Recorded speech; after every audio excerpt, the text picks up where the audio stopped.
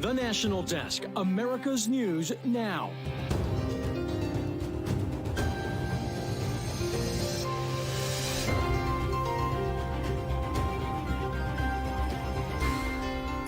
World powers meet as President Biden and President Xi Jinping get together in San Francisco, what they talked about and what to expect moving forward. Totally confirmed, without any doubt, that Hamas systematically uses hospitals in their military operations in violation of international law. And what we have found, I think, is only the tip of the iceberg. Israel takes Al-Shifa Hospital, what they say they found and what humanitarian groups say they need right now to save lives. Plus, what does being on social media do to your brain? New findings impact what it means for adults as well as teens. This is the National Desk, America's News Now. I'm Amira David. Right now, President Joe Biden in San Francisco wrapping up his meeting with Chinese President Xi Jinping. President Biden expected to address the nation in about an hour. This is President Xi's first visit to the United States in 6 years. President Biden says the goal is for leaders to understand each other, while Xi says they bear heavy responsibilities for the world. I value our conversation because I think it's paramount that you and I understand each other clearly, leader to leader, with no misconceptions or miscommunication. We have to ensure that competition does not veer into conflict. The meeting comes as the world faces a series of challenges. Two major wars being fought right now. North Korea has been increasing its threats to South Korea, and China has increased tensions with Taiwan. Also on the expected agenda of topics is working to denuclearize the world, fighting the fentanyl crisis, economic concerns, as well as fighting climate change. Back on the East Coast, rising tensions among U.S. lawmakers saw name-calling, an alleged assault, and a challenge to a fistfight. National correspondent Kayla Gaskins joining us with the latest from Capitol Hill. It started with a he said, she said in a narrow hallway of the Capitol. I got elbowed in the back, and it kind of caught me off guard because it was a clean shot to the kidneys, and I turned back, and there was Kevin. Former Speaker of the House Kevin McCarthy denying the allegation. No, I did not elbow him. No, I would not elbow him. Maybe it's time for Thanksgiving. You know, I think maybe everybody needs a little break here. What you hope up here is we're talking about issues, and we're focused on, you know, how do we make this a better place for the American public. The incident perhaps getting the most attention. Senator Mark Wayne Mullen, a former MMA fighter, challenged a hearing witness to a fight. Tweeted at me 1, 2, 3, 4, 5 times. Quit the tough guy act in these Senate hearings. You know where to find me, any place, anytime, cowboy. Sir, this is a time, this is a place. We can finish it here. Okay, that's fine. Perfect. You want to do it now? I'd love to do it right now. Well, stand your butt up then. You stand your butt up. Oh, hold on. Big Oh, guy. oh, stop it. Is that your solutionary problem? No, sit down. Sit down. Okay. You know, you're a United States Senator. Some say these tiffs represent widespread pressures. We're seeing an explosion of violence across the world, and that tension is manifesting itself right here in the halls of the Senate. Arguing such behavior is not acceptable for the country's elected leaders. And we need to pay attention because kids pay attention, countries pay attention, the people in this nation pay attention. This is where we've got to stand up and be the adults in the room. Representative Matt Gaetz filing a formal ethics complaint against former Speaker Kevin McCarthy, saying the alleged altercation with Representative Burchett deserves an immediate and swift investigation by the Ethics Committee. On Capitol Hill, I'm Kayla Gaskins for the National Desk, America's News Now. Based on intelligence information and an operational necessity, IDF forces are carrying out a precise and targeted operation against Hamas in a specified area. Tonight, that specified area is Gaza's largest hospital, which has become the epicenter of Israeli military efforts. Right now, thousands of Palestinians, both wounded and those taking shelter, on the front lines. Israel claiming Hamas's command center is under the Al-Shifa medical facility. Israel just releasing this video hours ago of them walking through the hospital, saying they found guns, grenades, and other military gear, at least one laptop found, and they say all security security cameras inside were blocked. They say this backs up their claims this was used as a military compound. The IDF has not said they have located any Hamas tunnels underground, as was originally alleged. The decision to enter the hospital marks a potential moment of escalation in the ground war in Gaza that began when Hamas militants entered Israel and killed more than 1,200 people, taking more than 200 others hostage. 11,500 Palestinians have been killed in retaliatory strikes in Gaza, more than 40% of them children. That's according to Palestinian Ministry of Health officials, which draw on figures from the Hamas-controlled territory. This as the UN warns more fuel is needed to sustain humanitarian efforts. Today, the first fuel truck since the war began was cleared by Israel to be delivered to an agency to help transport much-needed aid from the Rafah border, a day after the agency said it had completely run out and would cease operations. The fuel cannot be used for water pumps nor hospitals under strict Israeli restrictions, and the group says the fuel is only 9% of what it needs daily. As of tonight, 70% of Gazans don't have access to clean water, and humanitarian organizations believe Israel should be investigated.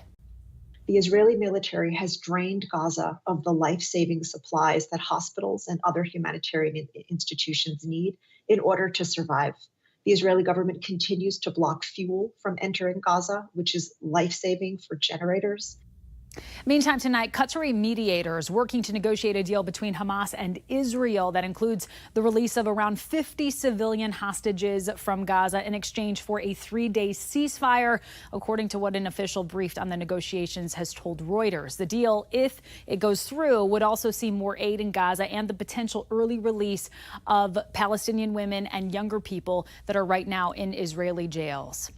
And in a year when terror threats against the U.S. are already on the rise, the ongoing war in the Middle East has raised the risk of attacks to a whole other level. That's according to the FBI director, as he issued some pretty stark warnings today on Capitol Hill. The National Desk's chief political correspondent, Scott Thuman, explains why.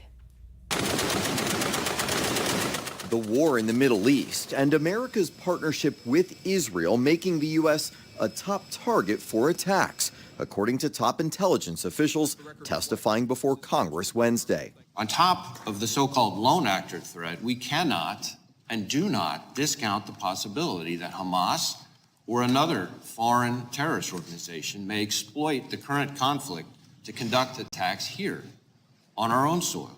The FBI director says America faces increased threats from a rogues gallery of groups: Hamas, Hezbollah, Al-Qaeda, and ISIS. Given that disturbing history, we are keeping a close eye on what impact recent events may have. The Arabs told them they would shoot the hostages. A history outlined in this recent report by Full Measure, showing decades of attacks on Americans and U.S. interests. Few more devastating than in 1983, when it's believed Hezbollah organized suicide bombings against American troops in Beirut, killing 241 Americans. And of course, Al-Qaeda's devastating attack on 9/11. Now the FBI reveals there are also multiple investigations of Hamas members, perhaps plotting more. Hezbollah and Hamas are both committed to the destruction of Israel. They are both very close to Iran. Hezbollah is a Shia militant organization. Iran is a Shia country. Hamas is Sunni, a different sect in Islam, but they're happy to work together on their shared goal of destroying Israel and opposing the U.S. presence. While here at home, houses of worship, college campuses, and large gatherings now seeing added protection. While FBI Director Wray says Americans should be alert, he says it is not a time to panic and that agents are working with urgency and purpose to confront these threats. On Capitol Hill, I'm Scott Thuman for the National Desk. Amira, back to you. All right, Scott, thank you. 19 Republicans from the House Freedom Caucus voted against a rule on the House floor to move the Commerce, Justice, and Science Appropriations Bill, as well as Iran sanctions legislation, blocking them from further consideration. This comes as new Speaker Mike Johnson's two-tiered CR passed the House last night only due to Democratic support, something that cost then Speaker Kevin McCarthy his job. Freedom Caucus Chairman Mike Perry said they are done doing business as usual. So we've had enough. We're sending a shot across the bow. We do this in good faith. We want to see these bills move. We want to see good, righteous policy, but we're not going to be part of the failure theater anymore. The House of Representatives is now in recess until after Thanksgiving, but we are learning the House Ethics Committee has shared its findings of its investigation with New York Congressman George Santos. This means we could see the results on this publicly as early as tomorrow. Santos survived an expulsion vote 2 weeks ago, but another attempt is expected depending on what is in that report. Meantime, former President Trump is requesting a mistrial in his New York fraud case. His legal team filed a motion today, that motion accusing Judge Arthur Engoron of judicial bias, pointing to rulings and comments he made. New York Attorney General Letitia James says Trump is trying to dismiss the facts. Engoron has not yet ruled on the motion for a mistrial. The trial is now in its 7th week. And a lawyer for a former elections director charged in the Georgia 2020 election case has just admitted he leaked videos of prosecutors' interviews because he thought they helped his client and the public had the right to view them. The judge said he planned to rule tomorrow on a protective order to prevent the release of certain materials. Meanwhile, Hunter Biden wants a subpoena to subpoena Trump, specifically former U.S. Attorney General Bill Barr and 2 others in his criminal gun case. Today, Biden's attorneys requested documents and communications seeking evidence that the prosecution is politically motivated. Biden pleaded not guilty to crimes related to his purchase of a gun and his drug use. The request must be approved by a judge. The mother of a boy who shot his teacher in Virginia earlier this year has been sentenced to 21 months in prison for using marijuana while owning a gun.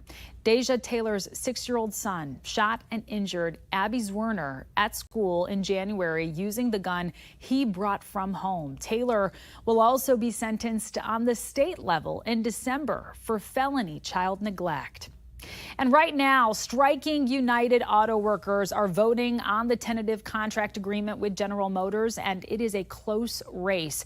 Longtime GM workers are displeased that they didn't get larger pay increases like newer workers. The voting deadline is tomorrow at 4 p.m. Eastern Time. Meanwhile, votes on deals with Ford and Stellantis are currently passing. And coming up, Thanksgiving is approaching. Turkey is cheaper than it was last year, but what about all the side dishes? We're going to break down what you can expect to pay. Then fascinating new research showing how social media changes the brain and what can be done about it. Plus the dangerous new TikTok challenge that landed one student in the hospital with a fractured skull. We are back in just 90 seconds.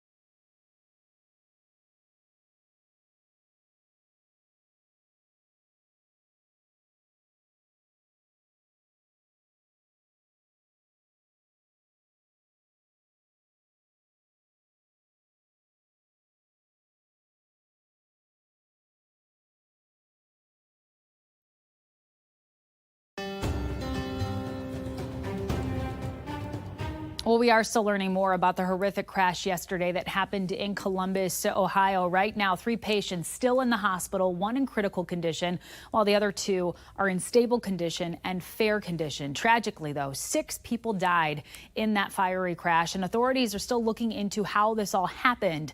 The National Desk's Kate Seifert is in Columbus. The investigation is now in the hands of the National Transportation Safety Board. This is video showing their team on scene, seeing the crash site firsthand on Wednesday. They're working to figure out the exact chain of events that led to that crash, which left 3 Tusky Valley students dead, along with a teacher and 2 chaperones for the school's band.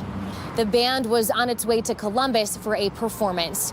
Now, there was no scheduled news conference with state leaders or the Highway Patrol on Wednesday, but we did catch up with Governor Mike DeWine at an event he held and attended alongside the Ohio State Highway Patrol. You hear him get emotional here.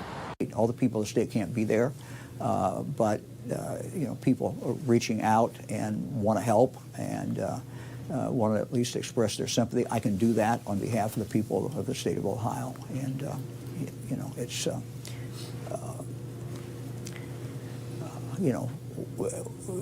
when we've had other tragedies that involve children, I can tell the parents that I have, been where they've been where they are now. Well, U.S. retail sales fell slightly last month. The Commerce Department reporting today a decline of 0.1% from the month before. This comes after sales increased by 0.9% in September. Online spending rose last month, but general merchandise and furniture store sales, those dropped. Experts say it could be a sign of a slowing economy. And this year's Thanksgiving feast, it's going to likely cost you a tad more. Turkey may be cheaper, but the prices of sides have surged since last year. A Wells Fargo report shows a 30% decline in wholesale turkey prices only translates to a 9% drop in the grocery store. Meantime, canned cranberries, those are up 60%. Canned pumpkins up 30%. Canned green beans also more expensive. And russet potatoes, those are going to run you much higher this year. New Hampshire's primary now set for January 23rd against the Democratic Party's wishes following the state's tradition of being first in the nation. The DNC had approved a plan to make South Carolina the first primary in February to give a racially diverse group more of a say earlier. Joe Biden's campaign says he will not be on the New Hampshire primary ballot to comply with DNC guidance. The Iowa caucus is on January 15th, but Democrats say they won't immediately release the results. Outgoing West Virginia Senator Joe Manchin, he told NBC today that the centrists of America need a voice in the political process, and he is going to find the right candidate who can challenge the extremes of both the right and the left. He also says he is not ruling out that he could be that candidate. But are you considering running for president? I will do anything I can to help my country. Is that a yes? And you're saying, does that mean you would consider it? Absolutely. Meanwhile, in New Jersey, indicted Senator Bob Menendez now has a new primary challenger, and it's none other than the First Lady of the state. That's right. Governor Phil Murphy's wife, Tammy Murphy, announced via video today that she is running to unseat Menendez, who is charged with bribery. She will also face off against 3-term Congressman Andy Kim for the nomination. New Jersey's primary happening in June. Amazon is warning about a surge in scams this holiday season. One scheme that's doubled in the past few months involves emails from criminals posing as Amazon, telling people to click a link to enter their login and payment information, or their accounts will be suspended. Amazon says they'll never ask for money or payment info by email or phone, so make sure you stay vigilant. Thousands of Starbucks employees are getting ready to walk out tomorrow for Red Cup Day, an annual event where the company gives out holiday-themed reusable cups. Baristas at 2 Chicago locations already started striking today and plan to continue tomorrow. The union claims Starbucks has not negotiated fairly about issues like staffing that are especially important during promotions. Starbucks says the union has refused to negotiate for months. Several new studies, they show too much time on social media really changes the chemical makeup of the brain. This is true for both young people and for adults. Medical reporter Liz Bonus explains why and what can be done about it. This is your brain, and several new studies now show that social media can impact what's called emotional control centers. Give it a steady diet of Facebook, X, YouTube, or any other social media platform, and you'll see this is an area that's sometimes implicated in seizure production. Not just changes linked to your physical well-being, but depression, anxiety, and much more. We have a lot of great tools that let us look at the function of the brain, things like functional MRI that let us know what parts of the brain are more active than others with certain activities and let us map some of those activities to see where they're stimulated. As for where those areas are and what they do, neurosurgeon Dr. Andy Ringer of Ohio's Mayfield Brain and Spine told me in young people, when researchers compared those who checked social media more than 20 times a day to those who checked it once. It's not too dissimilar to what we see with other addictions such as substance abuse. The good news? For adults that were somewhat addicted to Facebook or other social media, if they limited their use to no more than 30 minutes a day for at least 3 weeks, they saw a significant improvement in their behavioral profiles. And according to the Journal of Extended Reality, taking a 1-week break can also have the same positive impact on the brain. I'm medical reporter Liz Bonus. Back to you.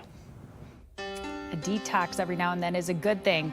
Up next, a middle school student ended up in the hospital after a TikTok challenge, a dangerous one, what his mother wants other parents to know.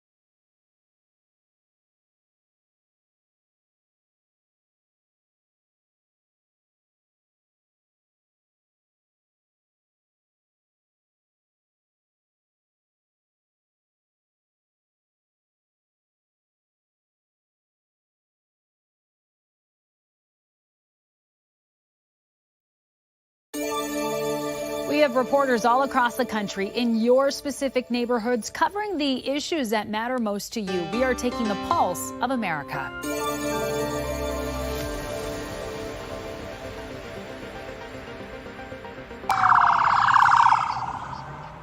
One person in custody after carjacking an Amazon delivery van at gunpoint in D.C. last night, prompting a high-speed chase. Police followed the vehicle until it came to a crash stop in Maryland. Officials say no injuries were reported. A social media and TikTok challenge circulating online is getting middle school students pumped to throw punches at each other in the bathrooms at school without leaving any visible bruising where you can see them. It's called body shots. Nothing new if you've heard of that terminology before. Esperanza Ruiz Leon's son, who attends Martin Luther King Jr. Middle School in Madera, landed in the hospital because of it and is now scarred for life. They met in the restroom with at least 2 other boys that I'm aware of. The fight was recorded. They fought.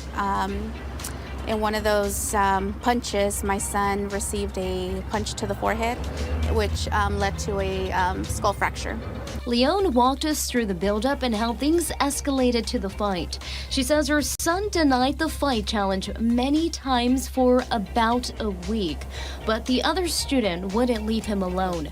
The rumors started spreading and the name-calling began. Now she hopes to bring awareness of what is happening on school grounds so that students know that it is okay to speak up and to make sure this doesn't happen again. Susana Flores Brown and her 8-year-old daughter Francesca Martinez were murdered in 1982. It's a case that went cold for 41 years. Now, thanks to DNA technology, a suspect has been found. Cold case detective Jeff Cowan tells us that DNA technology started being used in 1986. And when revisiting a cold case, there's certain steps to take. Go look at what evidence we have, start finding out what was done in the case, and basically retracing steps that were taken by the original investigators. Detective Cowan recognizes that not all cases will be solved, but there are other reasons why he pushes until the end. Knowing that potentially you're not going to solve every one. I mean, this is the reality of it. But the ones you do solve, this keeps you moving forward.